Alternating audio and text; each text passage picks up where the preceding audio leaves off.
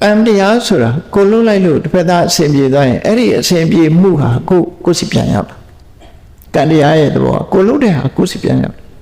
မရောက်ဖဲမနေဘူးဟုတ်လားလမ်းမှာတင်ပျောက်သွားမယ်ဆိုတာမရှိဘူးပတ်စံတော့ပျောက်ချင်ပျောက်မှာဒီဟာမပျောက်ဘူးကုသိုလ်ကောင်းမှုကလုပ်ပြီးရင်ကိုစီအဲ့တော့ကုသိုလ်လုပ်ပြီးဆိုရင်စိတ်ပါလက်ပါအကျိုးကိုသိပြီးတော့ကြိုးစားတော့မြတ်စွာဘုရားတောင်းဖို့အေးလှူတဲ့တန်းတဲ့ကုသိုလ်ကောင်းမှုလုပ်တယ်ဆိုတာတဲ့ဟိုလုပ်ငန်းသေးတာမသေးတာဒီလှူတာလဲကောင်းတာမကောင်းတာ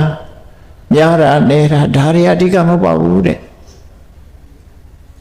အရေးကြီးတာဘာလို့ဆိုရင်တလေးတစားလုပ်ဖို့အရေးကြီးတယ်ကိုလုပ်တဲ့လုပ်ငန်းတစ်ခု I do my best ဘာပဲလုပ်လို့အကောင်းဆုံးဖြစ်အောင်လုပ်စိတ်အားနှစ်ပြီးတော့လုပ်တယ်ကိုယ်တိုင်အကောင်းဆုံးဖြစ်အောင်လုပ်တယ်မလုပ်ရင်တော့အကျိုးပေးတော့လည်းမပေးခြင်းပေးမှာပဲဒါသူဘယ်သူမှလုပ်တာမဟုတ်ဘူးသူစိတ်စေနာတိုင်းဖြစ်မှာစိတ်တိကတောဒါနနေတိကိုလုံးတဲ့ဟာသူများချမ်းသာပါစေဆိုတဲ့စိတ်ထဲကမုံမြတ်တဲ့နှလုံးသားနဲ့ပြုလုပ်ရမယ်တာထာတာနဲ့နေတိကိုယ်တိုင်ပါဝင်လုပ်ရမယ်အလူလည်းဒီတိုင်းအာဂမနဒိဋ္ဌိကိုလုံးတဲ့ဟာတွေဘယ်တော့မှပျောက်ပြတ်မသွားဘူးကိုယ်စီပြန်ရောက်လာမှာပဲဆိုတာ